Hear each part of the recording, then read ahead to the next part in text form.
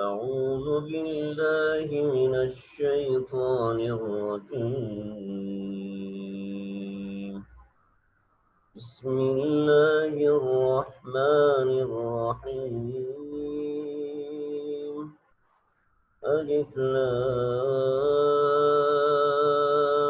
ميم. ذلك الكتاب لا ريب فيه هدى للمتقين الذين يؤمنون بالغيب ويقيمون الصلاة ومما رزقناهم ينفقون والذين يؤمنون بما أنزل إليك وما أنزل من قبلك وبالآخرة هم يوقنون أولئك على هدى من ربهم وأولئك هم المفلحون. صدق اللہ العظیم. الحمدللہ اللہ تعالیٰ کی رحمت اور عنایت سے ہمارا یہ آج سورہ بقرہ کا پہلا درس ہے. ہماری درس کی ترتیب کے اعتبار سے یہ تیسرا درس ہے ترجمے کو سمجھنے اور سیکھنے کے لیے. یاد رکھیں کہ ترجمہ ایک یہ ترجمہ ہوتا ہے، ترجمہ نہیں ہوتا. یہ لفظ ہے ترجمہ. ترجمہ جو ہے سورہ بقرہ کا آج ہم شروع کر رہے ہیں. کچھ بنیادی باتیں، کچھ بنیادی تعارف میں سورہ بقرہ کا آپ حضرات کے سامنے ذکر کروں گا. اللہ تعالیٰ سے دعا ہے اللہ تعالیٰ ہمیں قرآن کی صحیح فہم اور قرآن سے صحیح تعلق اور قرآن سے صحیح لو لگانے والا اللہ تعالیٰ ہم سب کو بنا دے. بلا تاخیر ہم شروع کر رہے ہیں سورہ بقرہ کو. یاد رکھیں کہ سورہ بقرہ کیا ہے. سورہ بقرہ کی جو تفصیل ہے وہ آپ حضرات کے سامنے یہاں پر اس سلائیڈ کے اندر موجود ہے. سورہ بقرہ کے اندر 16 مضامین ہیں. 16 مضامین کی اپنی اپنی شاخیں ہیں.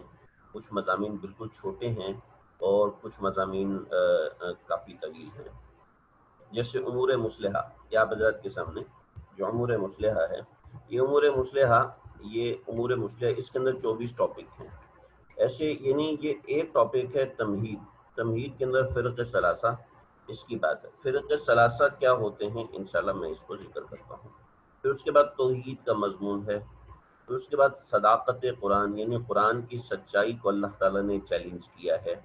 پھر حضرت آدم علیہ السلام کی تخلیق اور انسانیت کی تخلیق کس طریقے سے ہوئی. پھر انسانیت جو گمراہ ہوئی ہے، اس گمراہ یعنی غلط راستے پہ چلی ہے، تو بنی اسرائیل کے کچھ اقسام ہیں، ان کی انواع ہیں، یعنی ان کے پارٹیشن کس طریقے سے ہوئے اس کے حوالے سے کچھ باتیں. پھر یہودیوں نے کچھ سوالات کیے تھے، اس کا ازالہ ہے. پھر اللہ تعالیٰ نے انہی یہودیوں سے کچھ شکوے کیے ہیں. پھر رسالت اور اس کے متعلقات یعنی حضرت ابراہیم علیہ السلام کا ذکر ہے. حضرت ابراہیم کے تحت اور دیگر انبیاء علیہ السلام کا اللہ تعالیٰ نے ذکر فرمایا ہے. پھر اس کے بعد ہمارا جو مرکز ہے وہ قبلہ ہے. قبلے کے حوالے سے بحث ہے. چونکہ حضرت ابراہیم علیہ السلام نے کعبۃ اللہ کو تعمیر کیا تھا تو قبلے کی بحث ہے. اور پھر حضرت ابراہیم علیہ السلام کو سارے لوگ کہتے ہیں یہ ہمارے ہیں، چنانچہ مشرک بھی کہتے تھے یہ ہمارے ہیں، تو ان کے اس عمل کی تردید کی گئی. تو یہ پہلے 10 مضامین ہیں جو ہمارے پاس آیت نمبر 177 تک جاتے ہیں. یہ آیت نمبر 1 سے لے کے آیت نمبر 177 تک ہمارے پاس خلاصتاً یہ 10 مضامین ہیں. یعنی 177 نمبر آیت تک جو مضامین ہیں وہ یہ 10 مضامین ہیں، یعنی 10 ٹاپک ہیں جو آیت نمبر 177 تک جاتے ہیں. آیت نمبر 177 کے بعد سے شروع ہو کے مضمون معذرت آیت نمبر 176 اور آیت نمبر 177 سے مضمون شروع ہو کر یہ 6 قسم کے مضامین ہیں جن میں امور انتظامیہ کا ذکر ہے. یعنی مینجمنٹ کے رولز کیا ہیں، مینجمنٹ کس طریقے سے کی جاتی ہے، اس کے انتظامات کا ذکر کیا ہے اللہ تعالیٰ نے. پھر امور مصلحہ یعنی معاشرے کی سیٹنگ کس طریقے سے ہوگی، ایک بہبود ایک اسلامی معاشرہ کیسے وجود میں آئے گا؟ امور مصلحہ، اس کو ابواب البر کا نام دیا ہے، جس کو کہتے ہیں ایتھک چیپٹرز۔ تو یہ امور مصلحہ جو ایتھک کو سکھانے کے لیے معاشرے میں کس طریقے سے رہنا ہے۔ ليس البر أن تولوا وجوهكم قبل المشرق والمغرب ولكن البر من آمن بالله واليوم الآخر والملائكة والكتاب والنبيين وآتى المال على حبه ذوي القربى واليتامى والمساكين وابن، یہ امور مصلحہ ہیں۔ امور مصلحہ میں رکاوٹ بننے کے لیے جو چیزیں مقابلے میں آتی ہیں تو ان کے خلاف اعلاء کلمت اللہ کے لیے، یعنی اللہ تعالیٰ کے نام کو بلند کرنے کے لیے جہاد کا ذکر اللہ رب العزت نے یہاں کیا ہے۔ پھر کچھ لوگ ایسے ہوتے ہیں جو کہ اللہ کے دوست ہوتے ہیں، کچھ لوگ ایسے ہوتے ہیں جو کہ شیطان کے دوست ہوتے ہیں، ان کا ذکر ہے چوتھے نمبر پر۔ پھر اللہ رب العزت نے قرآن مجید میں ایک بڑا زبردست مضمون ذکر فرمایا، انفاق فی سبیل اللہ، ڈونیشن کا، خرچ کرنے کا، تو اس کا ذکر ہے ان کا۔ اور پھر آخر میں اللہ رب العزت نے دعائیہ کلمات سکھائیں۔ تو یہ سورہ بقرہ کا مکمل ایک خلاصہ ہے جو آپ حضرات کے سامنے میں نے ذکر کیا۔ تو یہ سورہ بقرہ کو ہم انشاءاللہ اس ترتیب سے بھی دیکھیں گے اور ایک اپنی ترتیب سے بھی دیکھیں گے، اور قرآن مجید پڑھ کے انشاءاللہ آپ لوگ بور نہیں ہوں گے، اور آپ کو سمجھ میں آنا شروع ہوگا کہ قرآن مجید ہے کیا چیز۔ تو اس سے انشاءاللہ فائدہ ہوگا۔ اب تھوڑا سا سورہ بقرہ کا ہم تعارف پڑھ لیں کہ سورہ بقرہ ہے کیا۔ دیکھیں، آپ کو ایک چھوٹی سی پٹی میں نے یہاں پہ بنائی ہوئی ہے۔ جیسے آپ قرآن مجید کھولتے ہیں تو اس کے اوپر لکھا ہوتا ہے، کوئی بھی صورت کھولتے ہیں آپ حضرات ابھی جو سبق سن رہے ہیں تو کوشش کریں کہ آپ اسکرین سے دیکھیں۔ موبائل کی اسکرین تھوڑی چھوٹی ہوتی ہے، میری کوشش ہوگی اس کو میں تھوڑا سا آپ حضرات کے سامنے بڑا کر کے دکھاؤں۔ تو یہ جیسے اور اس کے ساتھ ساتھ یہ ہے کہ آپ جب بعد میں دیکھیں تو اپنی بیاض کے ذریعے سے پڑھیں، یا قرآن مجید کے کو سامنے رکھیں، 15 لائنوں والا قرآن مجید سامنے رکھیں، یا بیاض اپنے سامنے رکھیں۔ بیاض کا میں نے بتا دیا تھا، بیاض یہ ہوتی ہے کہ قرآن مجید لکھا ہوتا ہے اور سائڈوں پہ آپ کو لکھنے کی گنجائش دی ہوتی ہے۔ تو اب یہاں پر آپ جو بھی قرآن مجید کھولتے ہیں تو آپ کو ایک چیز نظر آتی ہے، جیسے آیاتھا 286، ٹھیک ہے، کوئی بھی صورت لکھی ہوتی ہے اس کے دائیں اور بائیں ایک ایک ورڈ لکھا ہوتا ہے۔ جیسے اس کے دائیں طرف لکھا ہوا ہے، رائٹ ہینڈ پہ لکھا ہوا ہے 2، اور اس کے لیفٹ ہینڈ پہ لکھا ہوا ہے 87۔ یہ کیا ہے، اس کو ذرا سمجھ میں انشاءاللہ اس کو بتاتا ہوں۔ پھر جیسے اس کے رکوع لکھا ہوا ہے کہ رکوع اس کے 40 رکوع، 40 رکوع ہیں۔ یہ کیا ہوتا ہے؟ آج اگر ترجمہ ہمارا کم بھی ہوتا ہے میں اس کو کور کروں گا تاکہ بنیادی طور پہ پتہ چل جائے آپ حضرات کو یہ ہوتا کیا ہے۔ آیات 286 ہیں، اس کو میں بتاتا ہوں، ایک طویل بات ہے اس کے اندر، ایک تھوڑی لمبی بات ہے۔ دو کا معنی یہ ہے کہ یہ قرآن مجید کی ترتیب ہے، تلاوت کی ترتیب ہے۔ اور جو 87 الٹے ہاتھ پہ جو لکھا ہوتا ہے یہ ترتیب نزولی ہوتی ہے۔ یہ کیا ہوتا ہے اس کو میں انشاءاللہ آپ کے سامنے ذکر کرتا ہوں۔ ترتیب نزولی، قرآن مجید جب نازل ہوتا تھا نا جی، تو قرآن مجید کے نزول کے اندر کبھی کچھ نازل ہو رہا ہوتا تھا اور کبھی کچھ نازل ہو رہا ہوتا تھا۔ یہاں سے سورہ بقرہ نازل ہوئی، یہاں سے سورہ فاتحہ نازل ہوئی، یہاں سے سورہ مزمل نازل ہوئی، یہاں سے۔ تو یہ ہوتی ہے ترتیب نزولی، یعنی واقعات کے حساب سے قرآن مجید جس طرح نازل ہو رہا ہوتا ہے اس لحاظ سے ایک ترتیب ہوتی ہے، اس ترتیب کو ترتیب نزولی کہتے ہیں۔ تو اس ترتیب کے حساب سے دیکھا جائے تو سورہ بقرہ 87 نمبر پہ نازل ہوئی ہے، یعنی اس سے پہلے 86 صورتیں 86 صورتیں نازل ہو چکی تھیں، 87 نمبر پر 87ویں نمبر پر سورہ بقرہ نازل ہوئی ہے، ٹھیک ہے۔ لیکن آپ صلی اللہ علیہ وسلم نے کبھی حضرت معاویہ سے فرمایا، وہ قرآن مجید لکھ رہے تھے، کبھی حضرت عمر لکھ رہے تھے، کبھی حضرت علی مرتضیٰ لکھ رہے تھے، کبھی حضرت زید بن ثابت لکھ رہے تھے۔ مختلف لوگ، جو اویلیبل ہوتا تھا وہ لکھتا تھا قرآن مجید کو جب قرآن مجید نازل ہوتا تھا۔ تو آپ صلی اللہ علیہ وسلم جب لکھواتے تھے، جیسے حضرت سعد بن ابی وقاص قرآن مجید لکھ رہے ہیں، تو آپ نے فرمایا کہ میاں اس سورت کو فلاں سورت کے بعد لکھ دو، اس سورت کو فلاں سورت سے پہلے لکھ دو، جیسے سورہ بقرہ نازل ہوئی تو آپ نے فرمایا کہ اس کو سب سے پہلے ڈال دو، یعنی سورہ فاتحہ کے بعد اس کو لکھ دو۔ چنانچہ امت نے جب قرآن مجید کو جمع کیا تو دوسرے نمبر پر۔ پھر جب آپ صلی اللہ علیہ وسلم رمضان المبارک میں قرآن مجید سناتے تھے حضرت جبریل امین کو، تو آپ صلی اللہ علیہ وسلم اسی ترتیب سے سناتے تھے، پہلے سورہ فاتحہ، اس کے بعد سورہ بقرہ، اس کے بعد آل عمران، اس کے بعد سورہ نساء۔ تو یہ ترتیب ہوتی تھی آقا صلی اللہ علیہ وسلم کے سنانے کی، تو اس ترتیب کو ترتیب قرآنی کہتے ہیں۔ اب جب قرآن نازل ہوا تو اس وقت نزول کے وقت قرآن مجید جو نازل ہوتا تھا وہ جملوں میں نازل ہوتا تھا، لولا انزل القرآن جملۃ واحدۃ، جملوں میں نازل ہوتا تھا۔ آگے جب لوگوں کی تعداد بڑھتی گئی تو لوگوں کو پتہ نہیں بھی یہ جملہ بھول گئے تو وہ جملہ بھول گئے، یہ جملہ کون سا جملہ بھول گیا جی، تو دیگر حضرات نے، بعد کے متقدمین متاخرین نے قرآن مجید کی آیات کے اوپر نمبر لگا دیے، number 1، number 2، number 3، number 4، number 5، اس طریقے سے آیات پر نمبر لگا دیے۔ اور جہاں ایک بات، جہاں آپ صلی اللہ علیہ وسلم نے سانس روکا تھا، جہاں آپ صلی اللہ علیہ وسلم نے وقفہ کیا تھا، وہاں پر اس کو آیت کا نمبر دے دیا۔ تو اس ترتیب سے یہ آیت 286 ہے۔ اور جہاں ایک مضمون پورا ہو رہا ہوتا تھا، ایک بات پوری ہو رہی ہوتی تھی، اس کو رکوع کا نام دے دیا۔ جہاں پر آپ صلی اللہ علیہ وسلم نے رکوع فرما لیا تھا وہاں اس جگہ کو رکوع کا نام دے دیا۔ مختلف جگہوں پر مختلف چیزیں ہیں۔ تو اس طریقے سے سورہ بقرہ کے 40 رکوع بنے اور ہر سورت کے اس طریقے سے رکوعات بن گئے۔ یہ کچھ مختصر سا بنیادی سا تعارف میں نے آپ کے سامنے ذکر کیا ہے۔ یہاں پہ دیکھیں مدینہ میں یہ نازل ہوئے 87ویں نمبر پر، اس کے 40 رکوع ہیں اور 286 یعنی 286 اس کی آیات ہیں۔ ہر سورت کا نام اس وقت موجود نہیں تھا آپ صلی اللہ علیہ وسلم کے زمانے میں، مختلف زمانے میں مختلف نام ہوتے رہے۔ تو پھر کچھ نام صحابہ کرام نے، کچھ تابعین نے، کچھ تبع تابعین نے مرتب کیے، اور اس صورت کے اندر کوئی خاص واقعہ ہوتا تھا تو اس واقعے کی وجہ سے اس کا نام وہ صورت پڑ جاتا تھا۔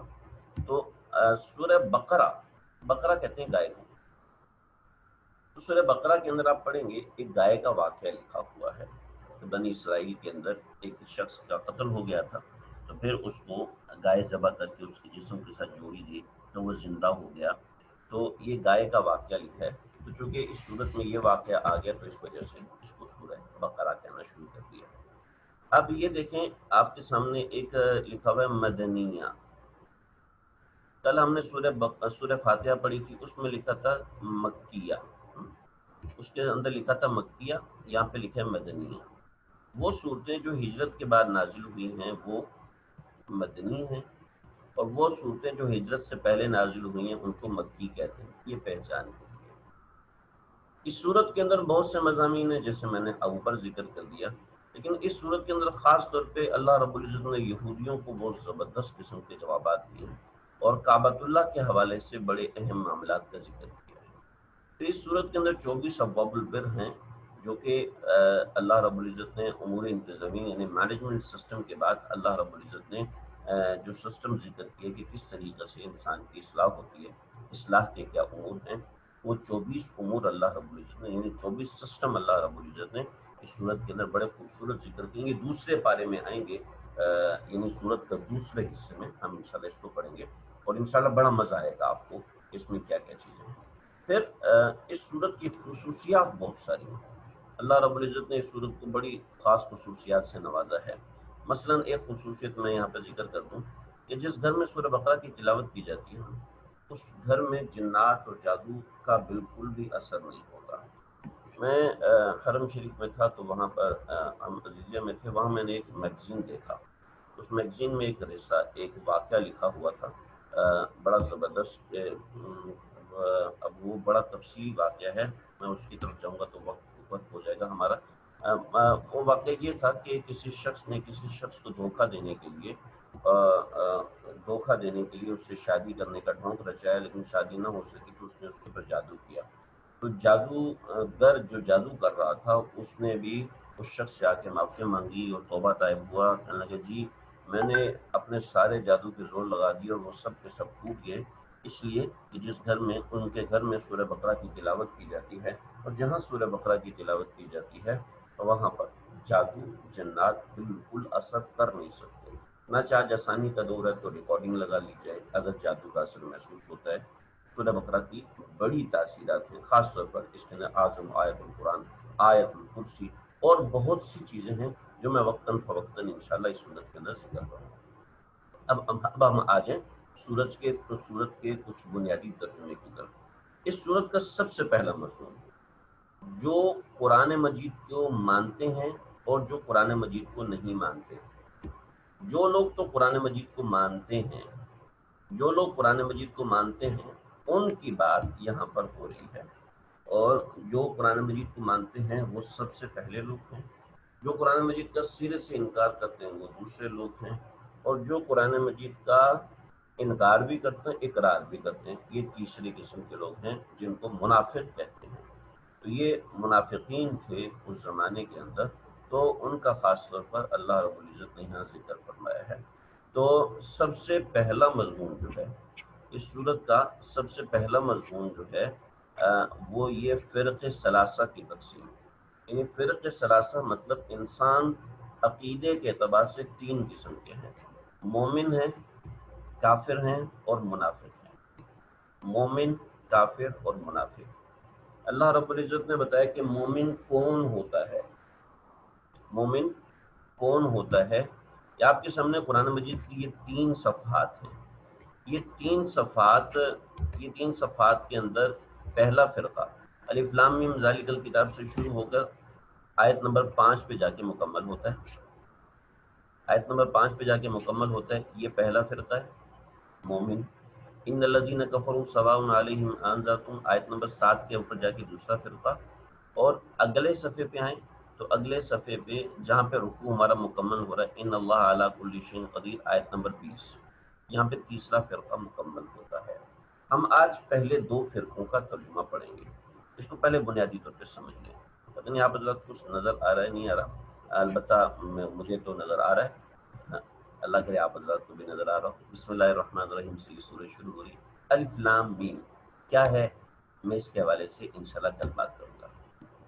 ذالک الکتاب، ذالک الکتاب لا ریب فیہ، ذالک کا مطلب ہے، ذالک کا مطلب ہے یہ، الکتاب کا مطلب کتاب، لا کا مطلب ہے نہیں، ریب کا مطلب شک، فی کا مطلب فی ہی کا مطلب اس میں، الف لام میم ذالک الکتاب لا ریب فیہ، کہ یہ کتاب ایسی ہے کہ اس میں کوئی شک نہیں، لا ریب فیہ اس میں کوئی شک نہیں، ھدی للمتقین یہ ہدایت ہے ان ڈر رکھنے والوں کے لیے جن کے یہ اوصاف ہیں۔ ہدن ہدایت ہے، للمتقین ڈرنے والوں کے لیے، متقین کیا ہوتے ہیں انشاءاللہ وقت پہ بتاؤں گا۔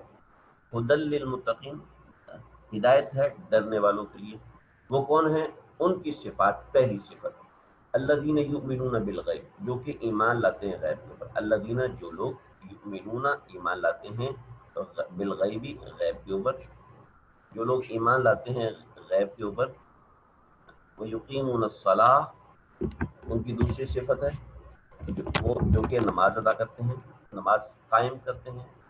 نمبر تیسری صفت ومما رزقناہم ينفقون، ومما رزقناہم ينفقون، الذین یؤمنون بالغیب یہ صفت نمبر 1، ویقیمون الصلاۃ صفت نمبر 2، ان کی کوالٹی نمبر 2، ومما رزقناہم ينفقون اور جو ہم نے ان کو رزق دیا، ينفقون اس میں سے خرچ کرتے ہیں، جو ہم نے ان کو رزق دیا، ومما اور جو ہم نے دیا اس میں سے، رزقناہم رزق ان کو، ينفقون وہ اس میں سے خرچ کرتے ہیں۔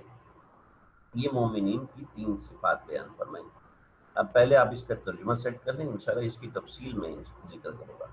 اس کے بعد پھر مومنین کی ایک چوتھی صفت والذین یؤمنون بما انزل الیک، والذین اور وہ لوگ یؤمنون جو ایمان رکھتے ہیں، یؤمنون ایمان سے ہے، یؤمنون جو کہ ایمان رکھتے ہیں، بما انزل الیک اس پر، بما اس پر، بما اس پر، انزل الیک جو نازل کی گئی، الیک آپ پر، وما انزل من قبلک اور جو نازل کی گئی من قبلک آپ سے پہلوں پر، وبالآخرۃ یہ چوتھی صفت ہوگی جی، والذین یؤمنون بما انزل الیک وما انزل من قبلک، جو آپ کے اوپر نازل کیا گیا اس پر بھی ایمان لاتے ہیں اور آپ سے پہلی کتابوں پر بھی ایمان لاتے ہیں، وبالآخرۃ هم یوقنون، اور وہ آخرت پر یقین رکھتے ہیں، وہ آخرت پر مکمل یقین رکھتے ہیں، اور آخرت پر مکمل یقین رکھتے ہیں، اور آخرت پر مکمل یقین رکھتے ہیں۔ الف لام میم، اس کا معنی کسی کو پتہ نہیں ہے، میں انشاءاللہ اس کی وضاحت کروں گا۔ ذالک الکتاب لا ریب فیہ، یہ ایسی کتاب ہے کہ جس میں کوئی شک نہیں ہے، ہدن، یہ ہدایت ہے، للمتقین، متقین کے واسطے، یہ ہدایت ہے متقین کے لیے، ڈر رکھنے والوں کے لیے، جن کی یہ 5 صفات ہیں۔ پہلی صفت یہ ہے کہ وہ لوگ جو کہ ایمان لاتے ہیں غیب پر، وہ لوگ جو کہ نماز کو قائم کرتے ہیں، اور وہ لوگ جو کہ ہم نے جو رزق دیا ان کو اس میں سے خرچ کرتے ہیں، وہ لوگ جو کہ آپ پر اور آپ سے پہلی کتابوں پر ایمان لے کے آتے ہیں۔ یہ چوتھی صفت، اور 5ویں صفت یہ وبالآخرۃ هم یوقنون، کہ وہ آخرت پر یقین رکھتے ہیں، وہ آخرت پر یقین رکھتے ہیں۔ ان لوگوں کا انجام اللہ رب العزت نے اگلی آیت میں بتایا، اولئک علی ھدی، اولئک علی ھدی، یہ لوگ ہیں ہدایت پر، من ربہم، تمہارے پروردگار کی طرف سے، ان کے پروردگار کی طرف سے، اولئک علی ھدی من ربہم، یہ ہیں وہ لوگ جو کہ اپنے پروردگار کی طرف سے صحیح راستے پر ہیں، اور وَأُولَئِکَ، اور یہی وہ لوگ ہیں، وَأُولَئِکَ، یہی وہ لوگ ہیں، اولئک کا ترجمہ یہ وہ لوگ ہیں یا یہی وہ لوگ ہیں، وَأُولَئِکَ هُمُ الْمُفْلِحُونَ، یہی وہ لوگ ہیں جو کہ مفلحون، فلاح پانے والے، یعنی کامیابی پانے والے ہیں۔